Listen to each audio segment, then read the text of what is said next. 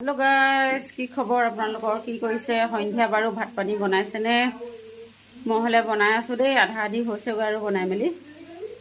আপোনালোকে কি বনাইছে খানা আজি জনাবচোন। মোৰ মানে আছে আৰু মাছ, সৰু সুৰা মাছ আছে আৰু এইফালে বনাইছোঁ। এতিয়া মই ভাজি অকণ বনাইছোঁ, দালি বনালোঁ, এয়া ৰঙালাও আলু বনাইছোঁ।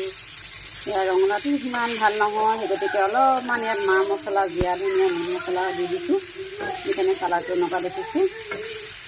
যদি সোৱাদ নহ'লেতো ৰঙালাওটো খাবলৈ ভাল নালাগে, সেই গতিকে আৰু মা মছলা অকণমান দিয়ে সোৱাদ কৰিম আৰু জালুক অকণমানো দি দিছোঁ।